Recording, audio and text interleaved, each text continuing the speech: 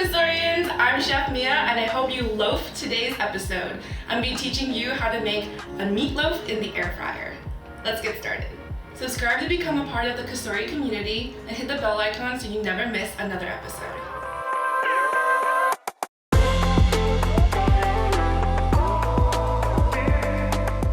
We're going to start off on the stove today. I've got about half a tablespoon of extra virgin olive oil in the pan. You just want to keep it at medium-high heat and just make sure your entire pan is coated evenly with the oil. Then we're going to start out with the onions. This is going to be half of a yellow onion. And for those of you looking for metric measurements, please check the description below or click the links to take you to the recipe page. Alright, on with the sauteing. Once you got your onions in and they start to heat up and that sizzle happens, you're going to want to add in the 3 garlic cloves that are minced. Give that a nice stir.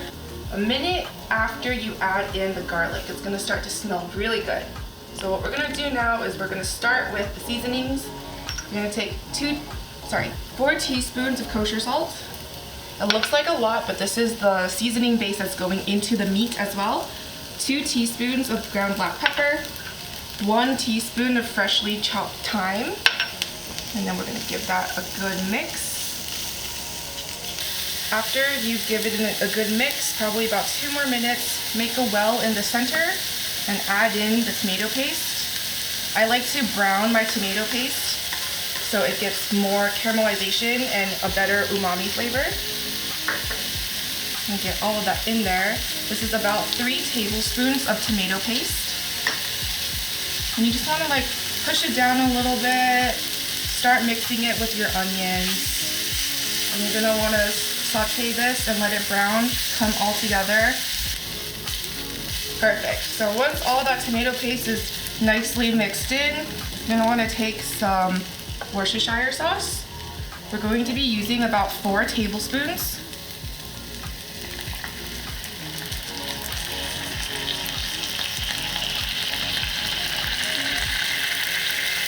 And you're also going to want to add in a 1/4 cup of chicken broth. And you're just going to mix this all together. You can also turn off the heat now as well.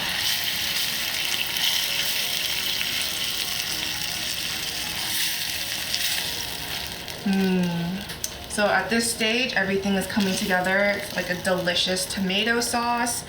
Very savory, really tangy because of that Worcestershire sauce. And everything just smells really good. I'm extremely hungry right now. I think the whole crew is too. But this is going to be that seasoning base for your meatloaf. Perfect.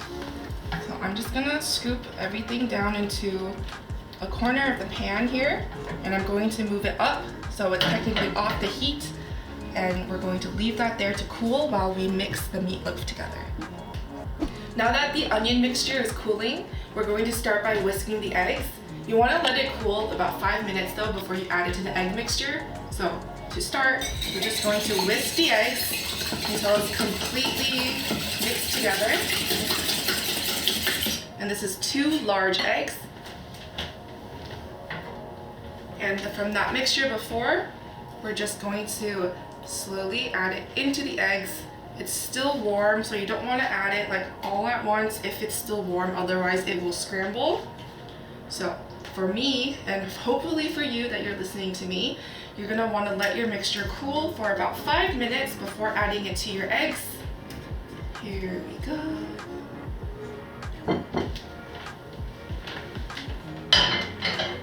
Just gonna mix that all together now.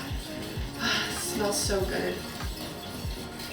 Meatloaf was like the classic dinner you see on TV growing up. And I grew up in an Asian household, so we didn't really eat meatloaf. So once I did get meatloaf though, I was like, oh my god, this is so good. I don't know why we never made it. We do have Taiwanese versions of meatloaf, but it's nowhere near as savory or ketchup-y, tomato-y as the American classic meatloaf. And now that we have the dual glaze, it's just gonna be even easier for you to make, and it's super simple. Perfect. So everything is mixed in together now. Just Just gonna get that little tomato out of there. Drop it down. What you're gonna wanna do is, if you have some gloves, feel free to use it, or if you don't like wearing gloves, no need, but we are going to mix together the sauce with the meat now. You're gonna take about 1.5 pounds of ground beef and then just go ham. Just gonna get in there with your hands and make sure everything comes together. And what's great about like getting these disposable vinyl gloves or any type of disposable glove is you can save the gloves or just use another pair, because once you get all the sauce mixed into the meat, you're gonna wanna add in the breadcrumbs. But for our recipe today, I just chose plain unseasoned breadcrumbs. Perfect. So the reason for the breadcrumbs is because you want to be able to give the meatloaf some body and some bite, and also to be able to shape it into a loaf.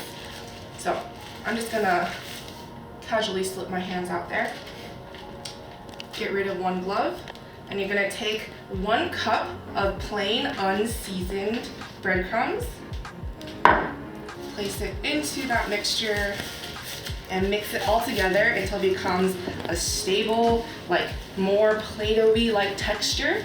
And then we can form the meatloaf into a loaf and get it going in the air fryer. I got my new gloves on now, and you're just gonna wanna flip and dump all of that delicious ground beef onto your cutting board. Now, if you're wondering what ratio of ground beef I got, I did do 80-20, so 80% lean, 20% fat. I find that that's the best mixture to make a really tender and juicy meatloaf. And you know, look at that, you got a little loaf going. So I also just like to make sure, so I flipped it, and now you can see I didn't really mix that very well, so I'm just gonna destroy that. And you're just playing with your food a little bit. But that's okay, because you're gonna eat this and it's gonna be delicious, and everybody you serve it to is gonna be so in awe. Because I don't know about you guys, but sometimes meatloaf gets a really bad rap, and I personally don't get that because I think it's really good. Maybe it's because I didn't grow up with it. It was always like only if I ever went over to a friend's house, or you know, if I bought myself a TV dinner growing up in college or something. Like, that was it. But anyways, you got a really nice looking meatloaf here now. So you just want to transfer it onto a piece of parchment paper. I cut out the parchment paper so it fits the air fryer basket crisper plate perfectly. And just gonna get that on there.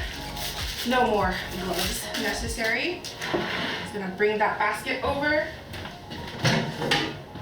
Okay, so you're gonna wanna keep the crisper plate in.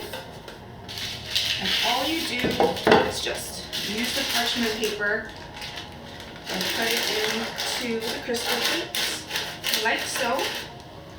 And then you're gonna wanna take a spatula and a 1/3 cup of ketchup, any type of ketchup. It could be your favorite brand, it could be unseasoned, it could be even just tomato sauce if you want, but you have to make sure there's some sort of tomato on top so it gets a nice classic crust on the meatloaf.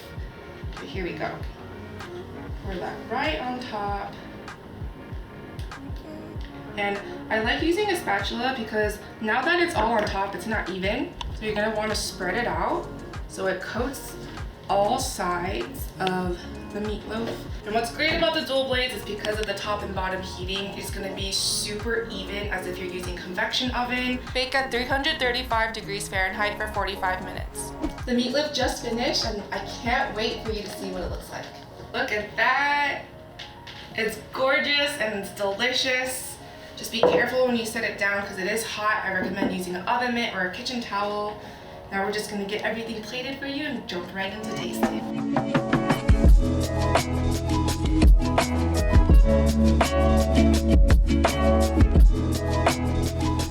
I'm so excited because now it's my favorite part of the day, tasting. I've gone ahead and sliced myself a piece of the meatloaf, and I'm just gonna dig right in. It smells so good. Okay.